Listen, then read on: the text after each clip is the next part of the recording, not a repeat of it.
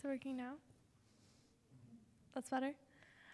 Hello, my name is Lucia Costello, and I'm a member of the Dole Institute Student Advisory Board, the official student group of the Institute. The Student Advisory Board is a bipartisan group whose members have access to exciting opportunities through their involvement with the Institute. This includes volunteering for evening programs and networking with our special guests. If you're a student and would like to join, please contact us by emailing dolesab@ku.edu. Welcome to the Dole Institute of Politics, and thank you for attending today's program presented by the Department of Military History at the Command and General Staff College at Fort Leavenworth. A video of today's program will be available on our YouTube channel soon. You can also access videos of past programs by visiting our YouTube channel at any time. A loop hearing system is available to use if you have a T-coil hearing aid. We also have a limited number of listening devices. If you have questions about the loop system, or if any time during the program you have difficulty hearing, please alert one of our staff members. After the program, we will have some time for the audience to ask questions. If you have a question, please raise your hand and a student worker with a microphone will come to you. Please stand if you are able and ask just one brief question. If you are part of our virtual audience, please email dolequestions@ku.edu with any questions. The Dole Institute's mission is to foster civil and respectful discussion around important and often difficult topics. Please phrase your questions with this in mind. Before we begin, I'd like to remind you to please turn off your cell phones. And now please join me in welcoming Deputy Director of DMH, Mark Gerges.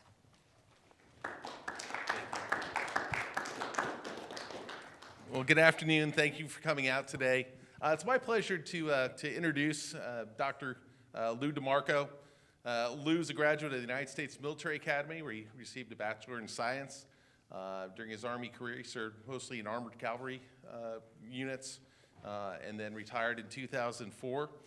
He's a prolific author since he is, while he was on active duty, but mostly since he's retired.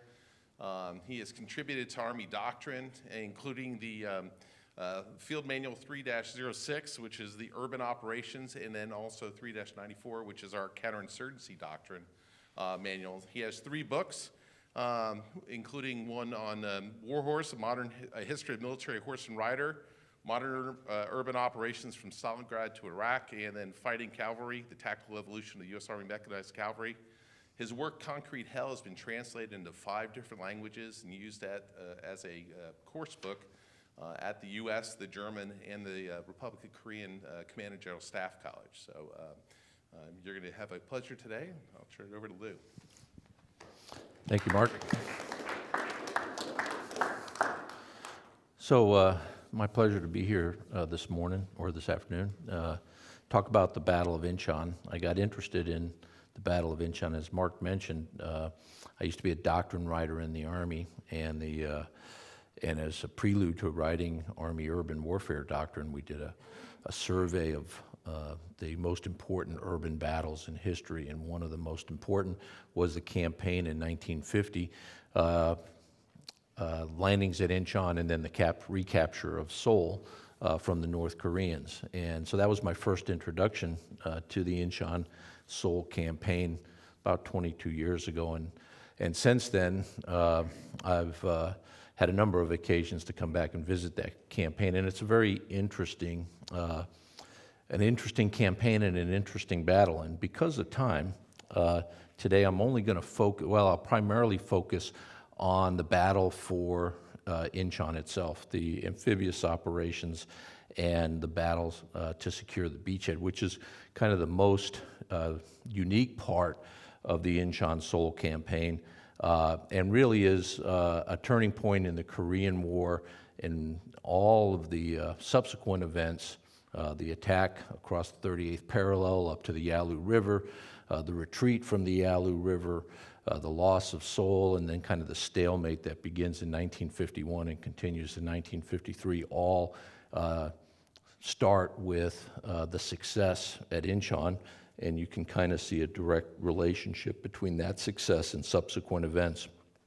Really, it has a lot to do with the eventual, or relief of General MacArthur. And we'll talk a little bit about that as we go through this. So what I'm going to talk about today is kind of the preparation for the operation itself, Operation Chromite, and then get into the conduct of the operation and the battle itself. So, situation in the summer of 1950 is that things are kind of a mess in Korea. The surprise attack by the North Koreans overwhelms the small and really not designed for combat South Korean army. There are no U.S. troops in Korea other than a small group of advisors in the summer of 1950. And the North Koreans are well prepared.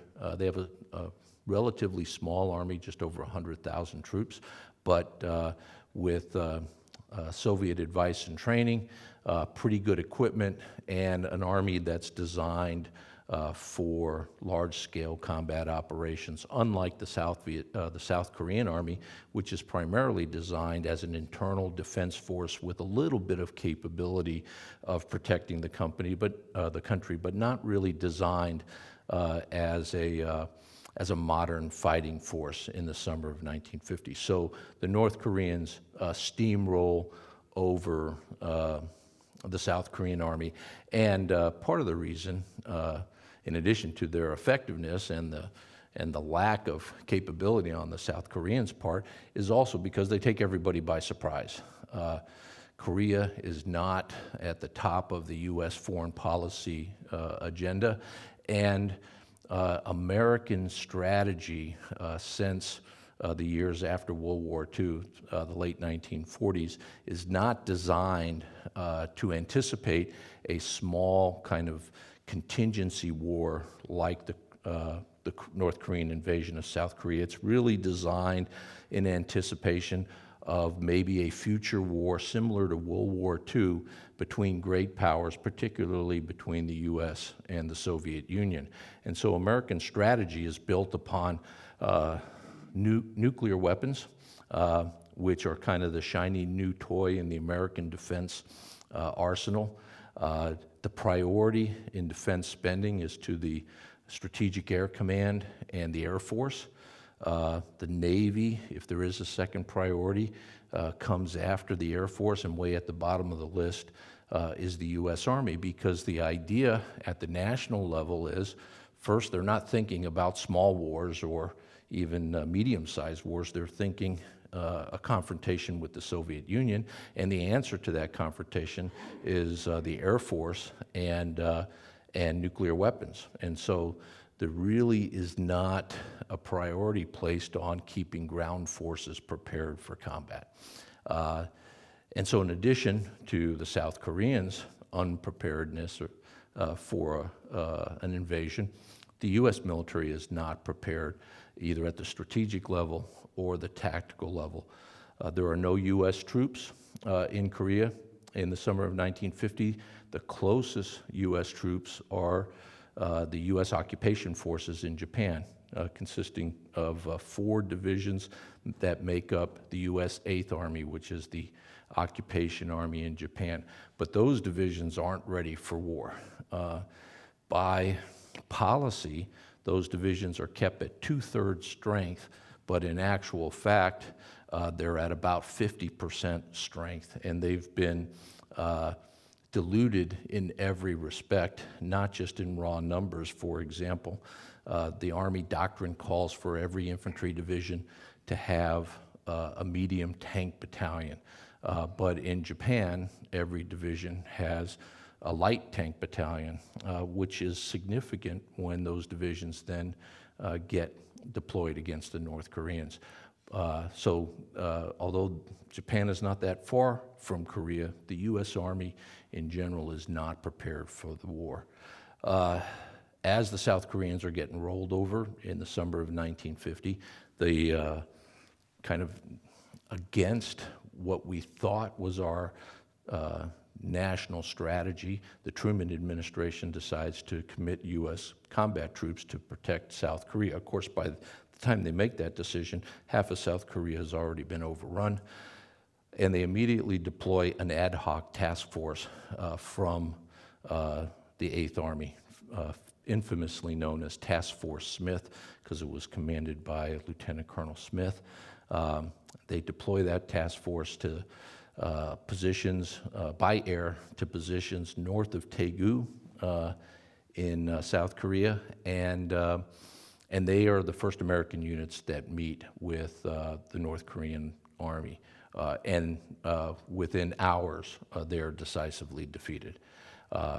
Ultimately, the situation in Korea in the summer of 1950 by August is somewhat stabilized by the commitment of literally all of the forces, U.S. forces in Japan.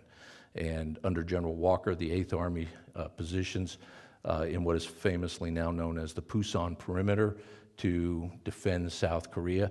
And they have their hands full in the summer of 1950, just protecting that foothold in Korea. And so on the map here, basically this circle here represents, in general, where the UN forces and the 8th Army under General Walker are positioned in August of 1950. And they're hard-pressed to hold those positions. The guy in command overall in Asia for the U.S. is the World War II commander, and probably the most famous of the World War II senior commanders, or one of the most famous, is General Douglas MacArthur, who is commander of U.S. forces Far East, as well as the military governor of the occupation of Japan, and of course Korea becomes his problem to solve. And solving that problem, how to regain the initiative and restore the integrity of the Republic of Korea becomes the central task for General MacArthur in the summer of 1950. And it's not tasked without controversy. General MacArthur works directly for President Truman, and indirectly for the Joint Chiefs of Staff. At the time, the bottom left corner, the chairman of the Joint Chiefs of Staff is General Omar Bradley, also a famous World War II leader, but not a leader that has worked much at all with General MacArthur. On the right side of the screen, Bradley, as the chairman of the Joint Chiefs of Staff, or correction, as chairman of the Joint Chiefs of Staff, is in charge of the Chiefs of Staff. And on the right side, bottom right screen, are the two Chiefs of Staff who are most involved in the Korean situation. On the left is General Lawton Collins, Army 4-star general, and you might note here that after World War II, we had a number of 5-star generals, one of which is General MacArthur, and another of which is General Bradley. The Chief of Staff of the Army, General Collins, is a 4-star general. So although he's the Chief of Staff of the Army, General MacArthur, the commander in the Far East, actually outranks him. And then on the right here, you also see Admiral Forrest Sherman, who is the Chief of Naval Operations. He's also a 4-star admiral. But he's also outranked by General MacArthur. So you have the unique situation where the theater commander, General MacArthur, outranks his own service chief, General Collins, as well as the Chief of Naval Operations, Admiral Sherman. Up on the top right and on the top left, you have two other officers that are key in this operation. On the top right, you have Vice Admiral Struble, who is the commander of the U.S. 7th Fleet, which is stationed in the Western Pacific. And then you have Air Force General Stratemeyer, who is the commander of U.S. Air Force's Far East, responsible for all the Air Force assets in the Western Pacific. And all of these players here have different agendas, and they don't all match up with the agenda of General MacArthur. General MacArthur's first reaction to the Pusan perimeter defense is not to reinforce the defense of Pusan. His immediate reaction is to outflank the attacking North Koreans by landing forces way to the north on the western coast of Korea at the city of Incheon. And you can see several hundred miles from Pusan. And but if you're familiar or not familiar with the terrain in Korea, Korea is an incredibly mountainous country, and essentially this entire east coast is just very rugged mountainous terrain, very difficult even today. There's one highway that runs right along the coast, and that is about the only north and south avenue of approach or trafficable terrain is right on this eastern coast. All the space in between, very rugged mountains, except for a kind of relatively narrow open area that runs from Pusan through Daejeon, Daegu, Osan to Seoul. So it basically crosses the country at an angle running from the east coast to the northwest to the vicinity of Seoul. And for military purposes, that's the only way that you can move large forces north to south. So by landing up here at Incheon, MacArthur cuts that route at its beginning right near the North Korean border, and as a bonus, places his forces in a position to recapture Seoul. But completely cuts off the North Korean army, which 90% of it is deployed attacking against the Pusan perimeter. And so that's his reaction of what to do, how to respond. It's not to reinforce the forces defending in Pusan. It's to attack the North Koreans far to the north on the opposite side of Korea in order to cut them off. And of course, it's a very bold move, and it's also a very high-risk move. And it's high risk because the U.S. Army, the U.S. military in general in the summer of 1950, as I said before, is not prepared for war. And so the Joint Chiefs of Staff are not enthusiastic about this operation and this plan, which is MacArthur's plan, but hasn't been approved by anybody by him and can't be executed without the Joint Chiefs of Staff and the President's approval. Both Collins and Sherman don't think the plan will work. General Bradley is not an enthusiastic supporter of the plan. In fact, General Bradley, some months prior to the Korean War, had briefed Congress that he felt that the age of amphibious operations was over and that in modern war it was an obsolete operational method. And so not a big fan at the with the chairman of the Joint Chiefs. And so it comes down to President Truman. And Truman likes the plan. Now, whether he likes the plan because it's an effective military solution, or he likes the plan because it promises to get the Truman administration politically out of hot water, because a general view of the American public and certainly of the Republican Party, Truman's a Democrat, is that Truman is responsible for the unpreparedness of the military, the surprise of the North Korean attack, and therefore this mess in Korea is a Truman problem. And if MacArthur can pull this off, he solves that political problem for President Truman. General Struble, or correction, Admiral Struble, the commander of the 7th Fleet, is against the plan, and he's the one who's going to have to execute the hardest part of the plan, which is landing the landing force. The Air Force is kind of neutral on the plan, but they have a problem with the plan too, because they don't want to give up control of the air to the Navy, Navy doctrine says that if there's an amphibious landing, the Navy owns the airspace within 100 miles of the landing zone. The Air Force doctrine says they own all the airspace in the theater. And so you have the Air Force and the Navy going at it, and you have just about everybody arrayed against General MacArthur except for President Truman. And ultimately, they make a decision at the end of August to go ahead with the plan.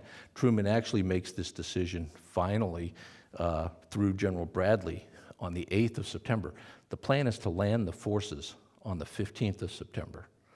And so they don't make the final decision that we're going to go ahead until the 8th, which by then, all the forces, MacArthur, because he's MacArthur, has assumed that it's going to happen. And so he's already moving and positioning forces without approval. So the lateness of the plan is not a super restraint on MacArthur, although it is interesting that the most decisive and risky operation to this point in the Korean War isn't approved until literally a week before it's supposed to happen. But they've only been planning this operation since the middle of August. So they have basically 1 month to put the plan together and position the forces. As a comparison, the Normandy landings in World War II, they had a year to plan those, and they assembled the forces 6 months before and had 6 months to do the detailed planning, rehearsals, and preparing the force for Normandy. And all of those forces were already pre-positioned in England, just across the channel from the Normandy beaches. There are no forces in August, even in Japan, that are going to participate in the initial landings at Inchon. The Marines are scattered all over the place, and I'll talk about that next. One of the reasons why this plan is so controversial is because of Incheon itself. This is kind of a map of Incheon, a very small port. You can see basically about 3.5 kilometers across the channel, and the city itself is very small, basically a mile by a mile. So it's 1 square mile is kind of downtown Incheon. And so it's a small space to cram a lot of stuff in. But what makes it worse is this. Incheon has one of the worst or the most dramatic tide flows in the world. Low tide or high tide in the morning, around 6:30 in the morning, and then the tide goes out. And it's out for about 12 hours and comes back in around 5:30 in the evening. And the water depth changes over 30 feet when the tide goes out. And so the brown area here on this map shows you what is exposed as mudflats when the tide is out, which means you have to land your forces in the couple hours of high tide, and then the tide goes out for 12 hours, and you can't land anything or very minimal amount of stuff until the tide comes back in at high tide again in the evening. And so this is the reason the Navy is really reluctant to do this. Can you get enough forces ashore in this amount of time and in a couple hours before the tide goes out and traps whatever forces have landed on the beach without the ability to reinforce them? The other challenge is this island here, Wolmedu Island, which dominates the area. The Navy and the Marine Corps' assessment is that you can't land on the mainland until you capture this island. And so you have the double challenge of having to do a sequential landing, capture Wolmedu first, and then do the main landing. And again, you only have 2 hours to do it. And this is one of the main reasons why why the plan is controversial. The other reason it's controversial is they're not exactly sure how prepared the North Koreans are for the landing. One of the things they're not sure about is have the North Koreans, who they know have modern Russian sea mines, put mines across this channel. And if they have, you're not getting in close to Incheon. The other thing that they're not sure about is in the city itself, what is the size of the North Korean force? Because of the size of the channel and because of the unpreparedness of the U.S. military in general, there are not a lot of forces to land. And you don't have much time to land the forces that you do. So this landing force is going to be relatively small. We don't know how many defenders there are, and the intelligence is really poor. So all of these things are why all these military professionals, except MacArthur and in his corner, ultimately a little late, but still in his corner, President Truman, everybody else is concerned about these issues.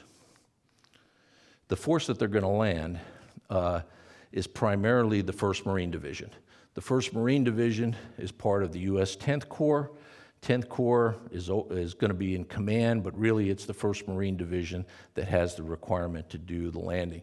While the landing is in place, they're under a naval command. Admiral Struble is in charge of Joint Task Force 7.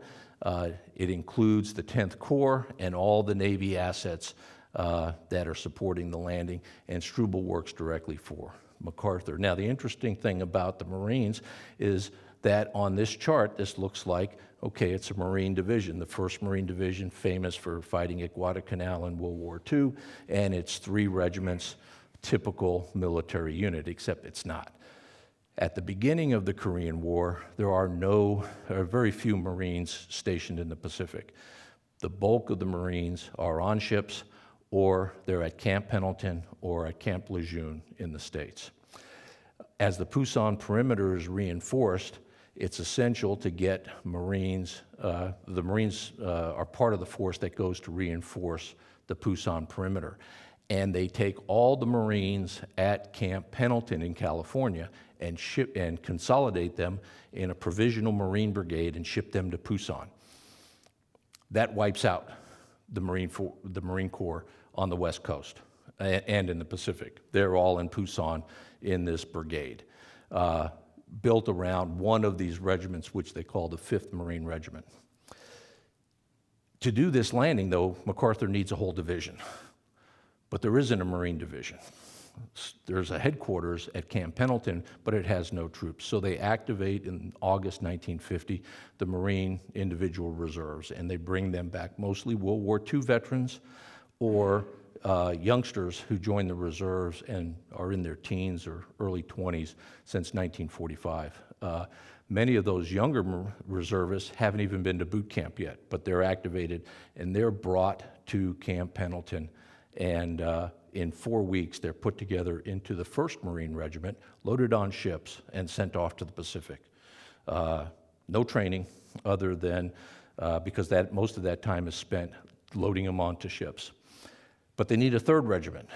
So they get all the Marines from Camp Lejeune on the other side, on the east coast of the United States, as well as the Marine units in the Atlantic, and they bring them to Camp Pendleton, and they form them up into the 7th Marine Regiment. And as soon as they're formed, they are loaded onto ships. And now we're into September, and they sail directly from Camp Pendleton to Pusan. So the division commander, General Smith, only takes command of the division in August as well. He's not briefed on the plan to land at Pusan or at Inchon until 2 weeks before the landings. And so he's never met the unit, the 5th Marine commander, or the troops in the 5th Marines. He meets the 1st Marines and departs for Japan with them, and he never meets the 7th Marines because they form up after he leaves Pendleton and is on his way to the Pacific. He meets them. He meets his commanders all for the first time when they all arrive at Inchon. Actually, he doesn't actually meet them face to face until they're on the beach at Inchon on the 2nd day of the battle. So it looks real neat the way we've set it up here on a chart, but in reality, it's quite a mess. The Navy has a little bit more of an advantage because their ships are relatively well manned, but they don't have many ships. They ultimately assemble 240 ships of all sizes to support this invasion, but not a lot of capital ships. So they have a good number of aircraft carriers. The U.S. at the time only has 11 aircraft carriers in the entire Navy, and the rule on aircraft carriers is 1/3 of aircraft carriers are refitting, 1/3 are preparing to go to sea, and 1/3 are at sea. So when you use that rule, when the Korean War breaks out, you really only have 4 operational carriers at sea. One is left in the Atlantic, and the other 3 are deployed to support the Inchon landings, and you see them listed there as Task Force 77. Task Force 90 is the bombardment and gunfire support task force. No battleships, hardly any cruisers. The USS Toledo and the USS Rochester are World War II vintage cruisers. They're the heaviest ships. Most of the gunfire support comes from Destroyer Squadron 90, which is made up of 6 World War II vintage U.S. destroyers.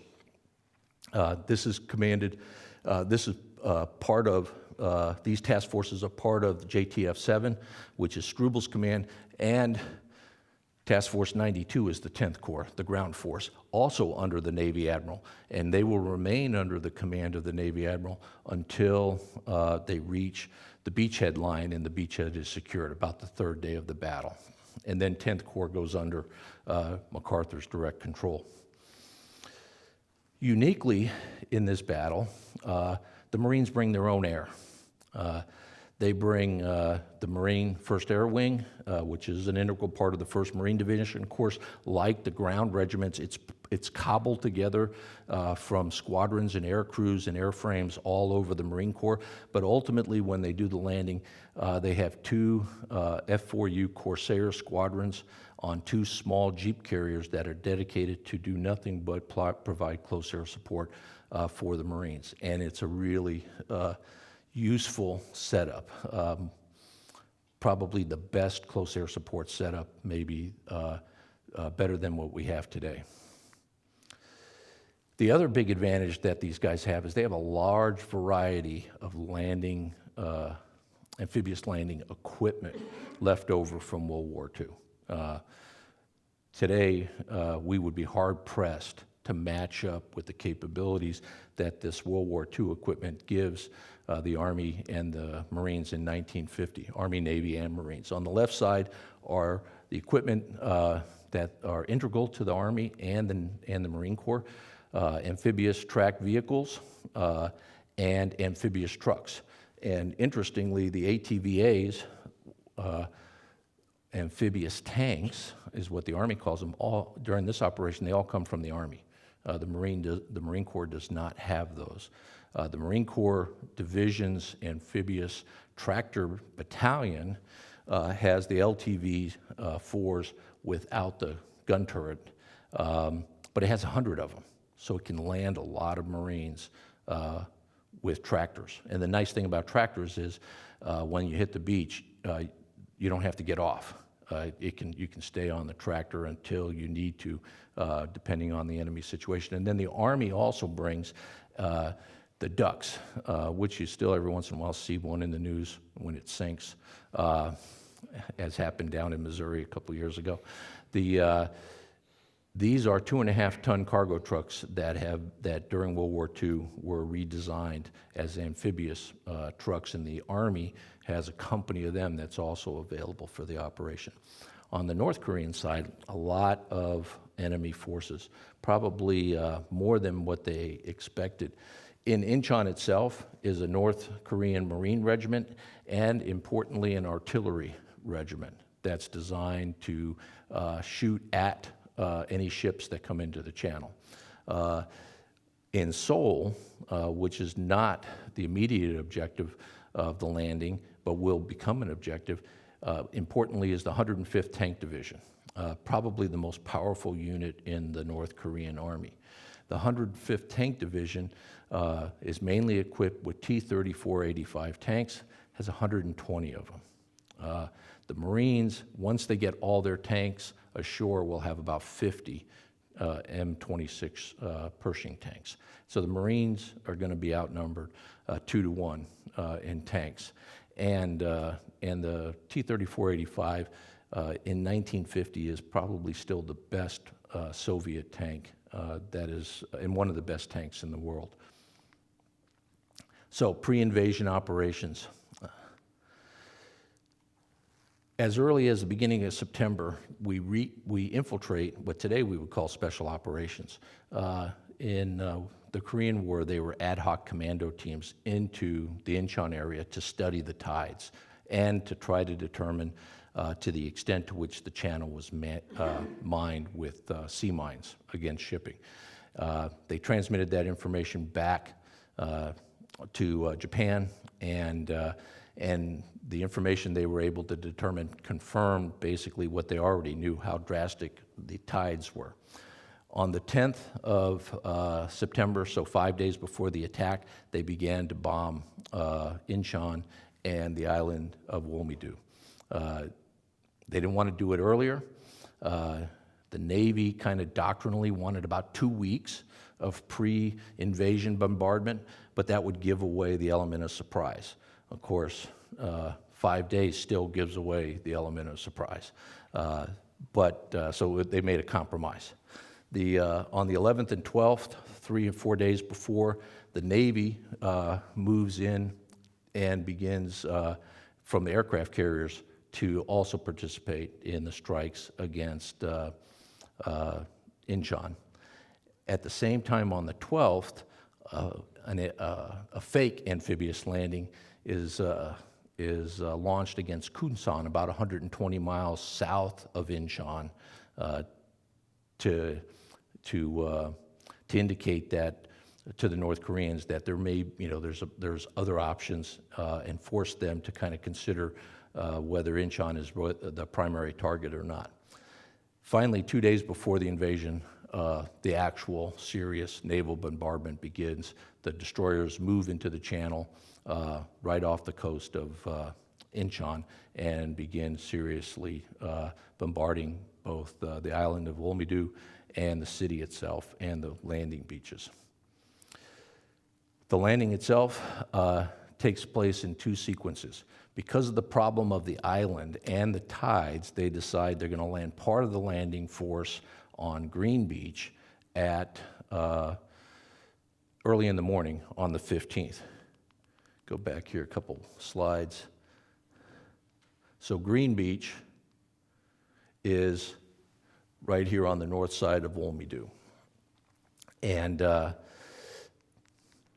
they land 1 battalion of the 5th Marines on that side of the island.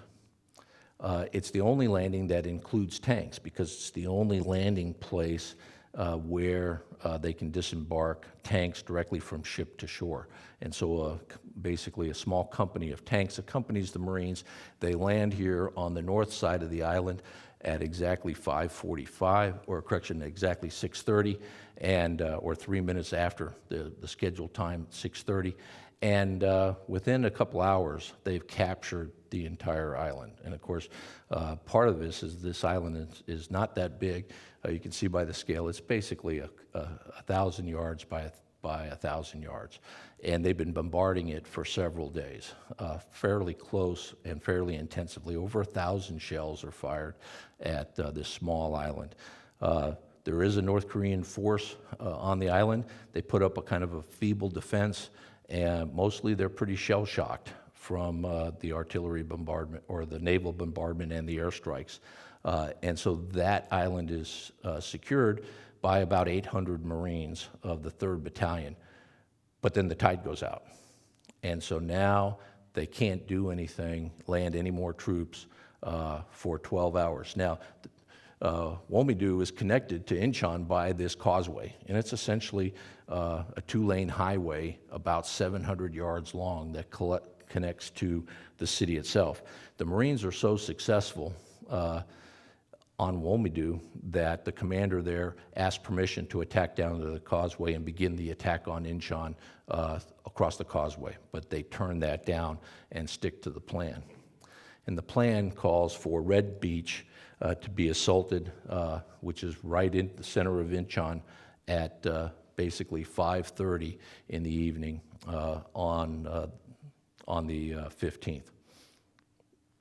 So Red Beach is going to be hit at 5:30 with the other 2 battalions of the 5th Marines. They land basically 1 minute late, and they're attacking a seawall. There's the entire seafront of the city of Inchon all the way down to past the city suburbs in the south is covered by a 10 to 12 foot high concrete wall. So there's very little beach. Womedu Island is the only place where there's a small beach. That's where they're able to offload tanks. Everywhere else, you're going to run into this big wall. And so you can kind of see it in this picture here. The assault boats, when they come in, each assault boat has a ladder fixed to the front. And if I back up a bunch of slides here, you'll also see it in this picture here. These ladders are designed so that the Marines can climb out of the landing craft over the seawall and into the city. They get the ladders from the City of Tokyo Fire Department.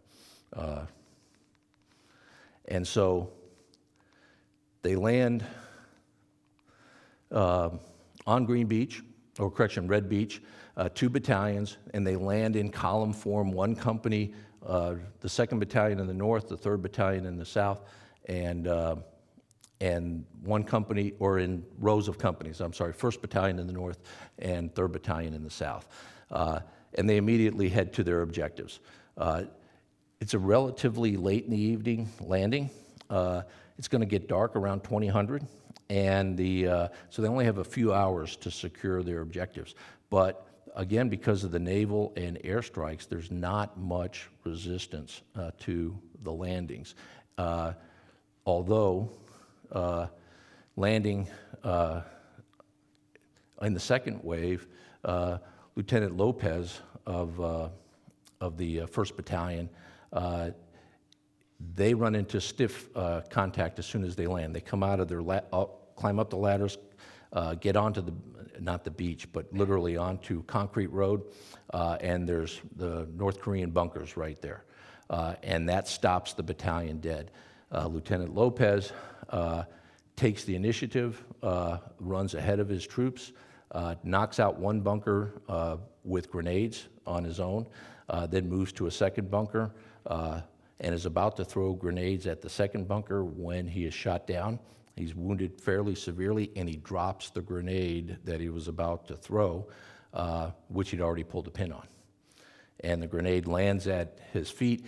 He tries to pick it up and throw it, but he's been shot in the shoulder, and he can't move his arm. So he rolls over onto the grenade to protect the rest of his squad that's with him, and the grenade goes off under his body.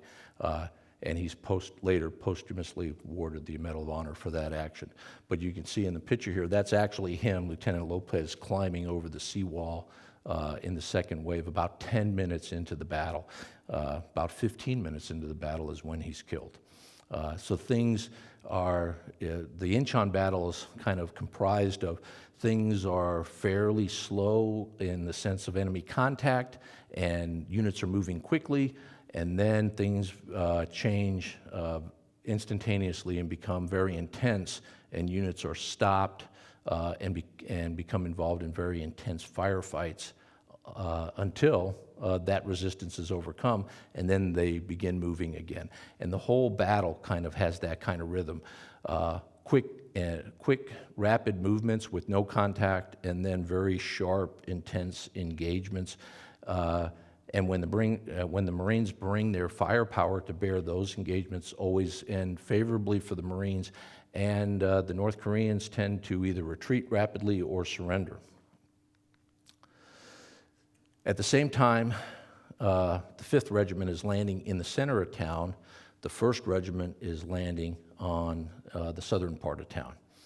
So literally, the boundary between the 2 regiments, the The 5th Regiment is landing up here, and the 1st Regiment is landing on what they call Blue Beach. The 1st Regiment lands entirely with amphibious tractors because their reconnaissance had determined that the seawall here at Blue Beach had crumbled down and that the tractors would be able to drive over it. And they don't have enough landing craft to land everybody by landing craft. And so they use the amphibious tractors. Interestingly, the Army amphibious tanks lead the 1st Marine Regiment to Blue Beach, something that the Marines kind of don't talk about in their histories too much. The problem is that at Blue Beach is that the seawall, in fact, is not negotiable by the amphibious tractors. So they get up there and they literally can't climb over it. And so what they end up doing is disembarking the Marines at the seawall, and they physically on foot climb over the seawall, and the amphibious tractors then divert around to an alternate beach, Blue Beach 3, which they're able, and there's a couple places where they can kind of squirrel around through some rough terrain and get in there, but what they had envisioned was rolling right over the beach, everybody mounted on their tractors. That doesn't happen. The other problem on Blue Beach is that the naval gunfire and fires in the city of Inchon and smoke screens laid down by the Navy completely obscure the beach. And so the only way to get from about 1.5 miles out to the beach is for the drivers of the tractors to set a compass heading and follow it. And some of them do a really good job, and some of them don't do a really good job. And so the entire 1st Battalion gets lost in the smoke, and they land in the 5th Marine sector over here in Inchon proper. They get half of the battalion out of the boats, and the battalion commander realizes they're in the wrong spot, so he tries to get everybody back in the boats to go to the right spot. But then some of the boats have left, so they don't have enough boats for everybody to get back on the boats. So the 1st Battalion ultimately ends up at Blue Beach 3, but about part of one company ends up stuck over here, and they walk. But now it's getting dark. Resistance is fairly light, and they end up taking about 60 prisoners en route and not getting in significant combat, and it works out well for them. But it's a real fiasco in terms of trying to organize the units because the tide is getting ready to go out, and it's getting dark. Ultimately, though, the 1st Regiment is commanded by Colonel Puller, probably one of the most famous Marines of the Second World War and the Korean War, winner of 5 Navy Crosses, also known as a pretty aggressive leader, and he gets his regiment organized on the beach eventually, and they move out in the semi-darkness, and by 2000 they have secured the hills that dominate Blue Beach, which were the objectives of the day. So at the end of the first day, the green areas mark the areas that have been seized by the Marines. Essentially, they've got all of their objectives. About half of Inchon has been secured, the city itself. Most importantly, the Womedue Island has been secure, and the 1st Marines in the south have secured the high ground south of the city. But the 2 Marine regiments have not linked up on the first day, and the intent was that they would link up, but in the darkness, the commanders decided not to move further and wait for the morning. Over the next 2 days, first thing the next morning, literally by about 9 o'clock, the 1st and 5th regiments had linked up, and both regiments then online begin to move to the east towards Seoul. And halfway through that first day, they start to run into what amounts the first of 2 significant counterattacks that the North Koreans launch. In the morning, 6 T-34 tanks are observed by the Navy or by Marine corsairs from the air moving towards the beach. They're attacked by the Corsairs. The Corsairs report that they've all been destroyed. In fact, 3 had been destroyed, and then around 1100 or so, the 2nd Battalion of the 5th Marines runs into the 3 surviving tanks, and they destroy them with bazookas. Now, that doesn't sound like a big deal, except that the Army experience with bazookas in the first couple months of the war in Pusan had been that bazookas don't work against T-34 tanks. And the reason they didn't work was because when the war started, the U.S. Army in the Far East was equipped with World War II equipment, and they had an early model M1A1 bazooka, which had been used throughout the Pacific War during World War II, and then had been left there in stocks. And that's what the Army units in Pusan were using, because that's what they had available. Well, they found out that the World War II M1 bazooka won't penetrate a T-34's armor. And so one of the reasons Task Force Smith, the very first Army unit that arrives in Korea, is wiped out is because its bazookas are ineffective. One T-34 tank took 22 hits from a bazooka without having an effect on the tank, and it continued to operate. By September, the Army had deployed, and the Marines had been completely equipped with the M20 Super Bazooka.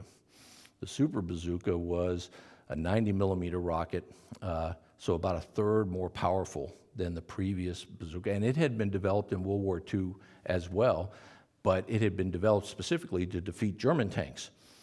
And it had never been sent to the Pacific because the Japanese armor that the Army and the Marines encountered in the Pacific wasn't anywhere near as powerful as the German panzers.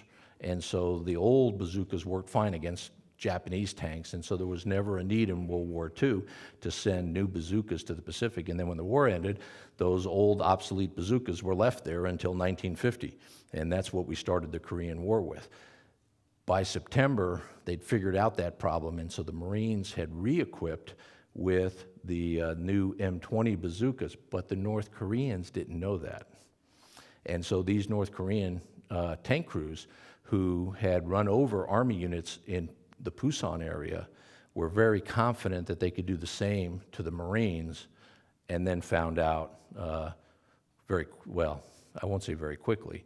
The ones who found out very quickly didn't survive. They found out that the 3.5-inch M20 bazooka was very effective against a T-34.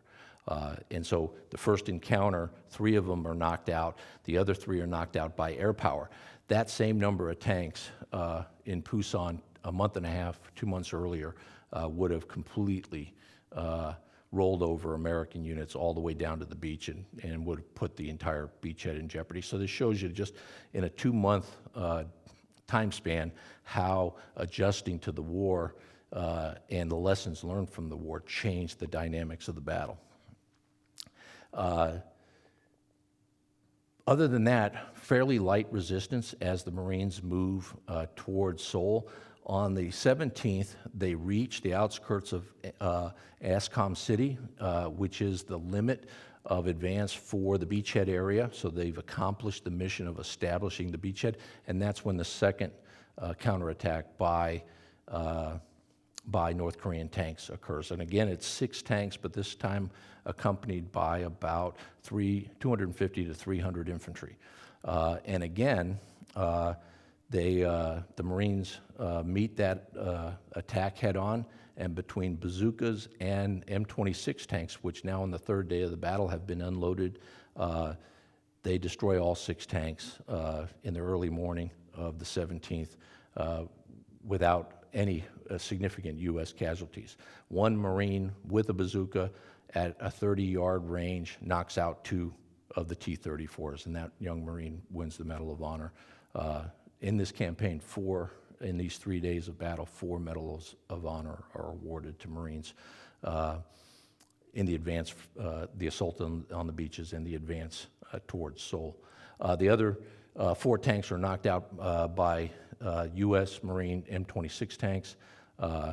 Some of the some of the T-85s took so many hits from the U.S. tanks they couldn't figure out which tank and which hits actually destroyed the tank because they were able to fire so rapidly. The Americans were able to fire so rapidly, and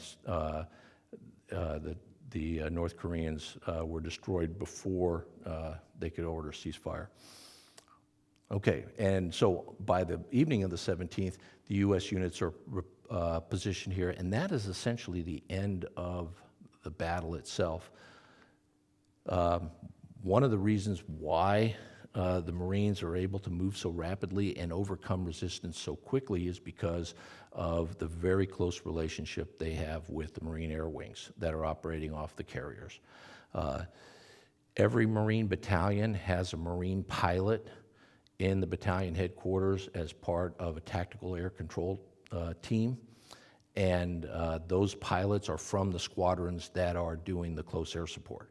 So you have a guy on the ground who knows the pilots, knows the planes, but he's also on the ground with the Marines on the ground, and there is one in every single Marine battalion directing the close air support. It's an incredibly efficient system, one that the Army commanders are envious of, and in fact later in the campaign, the Marines give up some of their TAC CPs to support Army units, so they get some of the benefit of having a close relationship with Marine Air. Another reason why these counterattacks are defeated is because, as I mentioned, the effectiveness of the bazookas that the Marines have been re-equipped with, and the effectiveness of the M26 tank.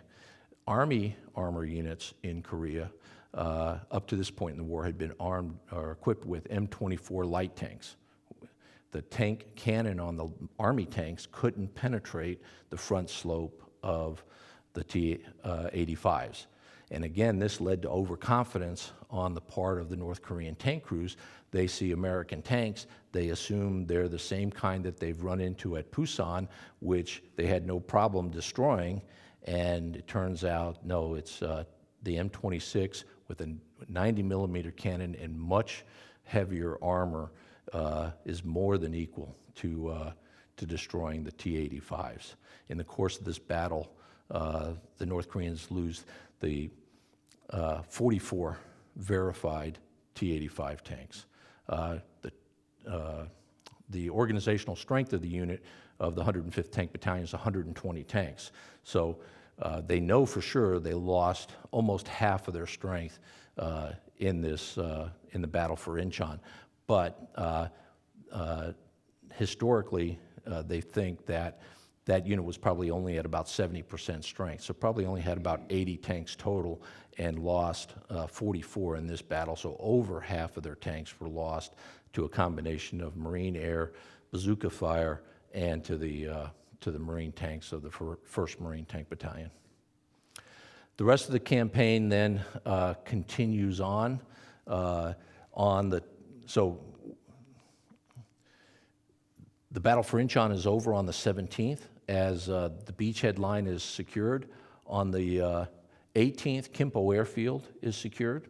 The Marine Air Wings, the same day it's captured, on the 18th, the Marine Air Wings move from the carriers into Kimpo, and then they begin flying all of their missions out of Kimpo. Once they do that, the pilots can go to the front lines in the morning, discuss what kind of support the Marines on the ground need, drive back to the airfield, get in their aircraft, and then fly those same missions that afternoon or later in the same morning. On the 20th, the Marines, the 5th Marines cross the Han River north of Seoul. On the 24th, the 1st Marines cross the Han River and attack directly into Seoul. Interestingly, Seoul River is about 300 meters across, or the Han River is about 300 meters across. There are no bridges. And so the Amtraks, the same Amtraks they use to land, is the primary way that they cross the river, and they just move those Amtraks from regiment to regiment and cross the regiments sequentially. On the 29th, The city of Seoul is declared secured. There's a ceremony. The president of Korea, Sim Young-ri, and General MacArthur in the National Assembly Hall declare the city secure and move the government officially, though unofficially they are still someplace else, back into their capital of Seoul. The cost in the first part of the battle is 170 Marines lost and another almost 1,000 wounded. That's up until the 17th in the first 3 days of the battle. By the time Seoul is secured, slightly over 400 Marines are lost, and total casualties are around, wounded are around 1,500, so about 2,000 casualties. Oh, back up. On the North Korean side, though, the losses are much more significant. The estimate is about 13,000 or more North Korean troops lost. They took for sure over 4,000 POWs, and they counted for sure 44 T-34 tanks, and then there was another battalion of self-propelled assault guns that was pretty much completely wiped out in this battle. So over almost 60 total armored vehicles destroyed, and when you count up all the troops, almost 20,000 North Korean troops. And most importantly, the North Korean army, the bulk of which is still south at Pusan, is completely cut off from its logistics support. And on the 17th, the Pusan 8th Army begins to counterattack against that force. And they, knowing that they're cut off, begin to crumble. And by the time you get to the 29th, the 8th Army has linked up with the forces at Incheon, and the North Korean army has essentially been destroyed as an effective fighting force. And it's good and bad. It's good because essentially they've met the initial objective of the Korean campaign, which was to restore the 38th parallel and the sovereignty of the Republic of Korea. It's bad because they are so successful in doing that President Truman and General MacArthur, actually General MacArthur with President Truman's approval, continues the attack north to the Yalu River and sets up the conditions for under which China enters the war in November. Had they not been so successful, they may have been satisfied with just establishing the 38th parallel. China doesn't come into the war, and the Korean War ends in 1950. But because they're so successful, they continue the attack north to unify the Koreas, threaten the Chinese enter the war, and the war continues on until the summer of 1953. And probably add another 20,000 U.S. casualties because of that. Okay, so these are some if you're interested in this battle, there's some really good short books. The Marines have put out these two series of books, Over the Seawall and Battle for the Barricades. The first one is on the Inchon campaign, which I talked about, or the Battle of Inchon, which I talked about today. The second one is about the subsequent battle for the capital city at Seoul. And they're well done, relatively cheap, and you can download them for free from Marine Corps websites because they're put out by the Marine Corps in commemoration of the 50th anniversary of the Korean War. The other books are a little bit more academic and cover, in general, more detail. I would recommend, a real readable book is America's 10th Legion, which talks a lot about command and the personalities, MacArthur's personalities, General Smith, the 1st Marine Division's personality, and the conflicts between personalities, which are really interesting and have a dramatic effect on how the war is conducted. And then south to the Mekong, north to the Yalu is the official Army history of the first part of the Korean War, very detailed. Although the Marines conduct this operation, it's really an Army operation because the 10th Corps, the higher headquarters of the 1st Marine Division, is an Army Corps. So that's why it gets a very detailed treatment in the official Army history. And this is our next presentation here on the 4th of May. And if you have any questions, I'll take those at this point. Okay. So wait for the mic to come around and then, oops. Go ahead. First of all, I enjoyed your presentation. My question has to do with the effectiveness of the Marine regiments going into Incheon. You described them as gathered up from all over the United States, and some of them are recruits with little training or no training. So they have very little prior cohesion. The question is, but they nevertheless perform effectively from the beginning. They seem to know what they're doing, to coordinate well, their morale never flags, and they seem to have a lot of initiative. The question is, given their limited time together previously and their limited training, how do you account for their performing so well right off the bat? And I just wondered if you had any insights into that.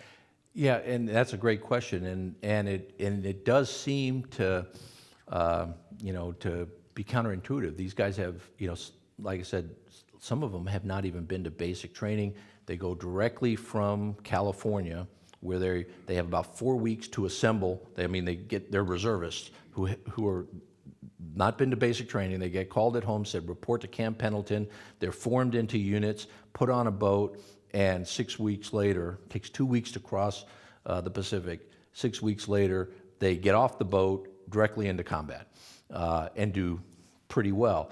One of the reasons is because although the basic privates, Marine privates or enlisted men don't have experience and a lot of training, most of the officers, captains and above, are World War II veterans.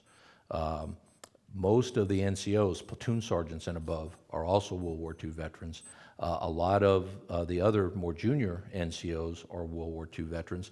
Lieutenant Lopez, for example, although he's not a Marine veteran of World War II, he was in the Navy, enlisted in the Navy in 1943 at the age of 17, served in the Navy in the Pacific through World War II, and then was appointed from the enlisted Navy to Annapolis, graduated from Annapolis in 1947, and although this is his first combat, he's been a Marine officer for 3 years and has been serving for 7 years. And so among the junior leaders, there is a good amount of experience, and the senior leaders are all very experienced, and they lead from the front.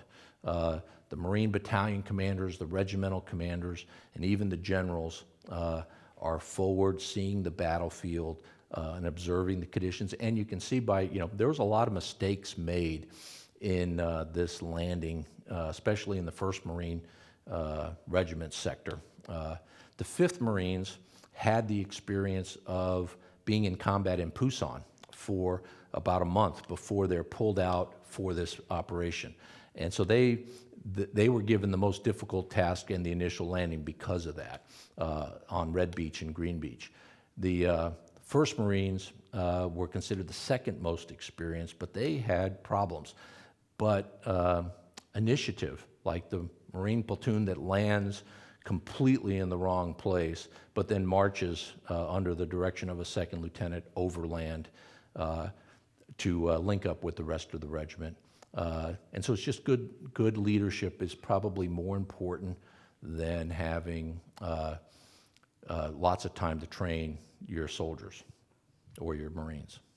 Other questions? This may be slightly tangential, but can you tell me how the 5th Army got past our Marines to go northwest of Inchon? The 5th Army? Well, it was I think it was the 5th Army. It was cavalry. It went to Unsan. I'm not sure which unit you're talking about. Well, in November, Oh, you November mean- 2nd. Yeah, okay. Yeah, so you're talking about once they go north. Yes. Okay, what happens is Once they reach the 38th parallel, 8th Army has come up from the south and linked up with 10th Corps. 10th Corps is then withdrawn from combat, reloaded, and 10th Corps consists of the 7th Infantry Division and the 1st Marine Division. They are never part of 8th Army during this part of the war. They are directly under MacArthur's control. 8th Army is under General Walker.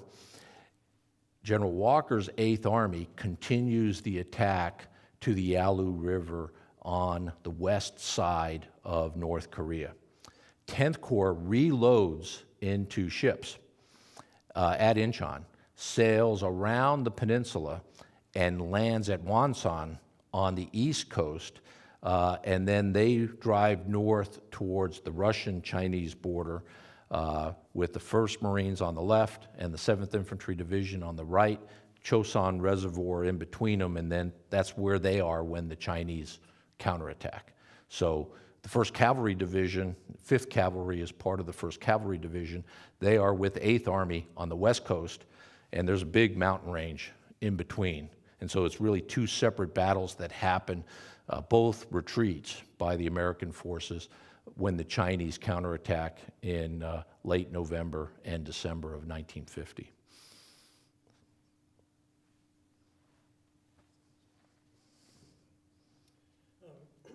Could you elucidate the clandestine intelligence that happened before Inchon? Yeah, so there's a couple of things that happened before Incheon. Actually, there's a lot of different intelligence activities, but the main one is a joint South Korean U.S. Army team is landed in just south of Incheon, basically near Blue Beach on the heights, and they take up positions where they can see the entire harbor. And their primary job is they have two pieces of intelligence that they're looking for. They're looking for to confirm the extent of the tidal flows and the timing of the tidal flows, and they're also looking at trying to determine to the extent to which the channel is mined with Soviet-built anti-ship mines. And they are, basically they're able to get that intelligence. They're also looking to, because there are a number of gun positions. There's an entire North Korean artillery regiment that's positioned in and around Incheon. And that's the mission of that artillery regiment is to sink ships as they come, if they were to attempt an amphibious landing. And so one of the other big intelligence requirements is to figure out where all those gun positions are so that the Navy has that information for airstrikes and for the pre-invasion bombardment.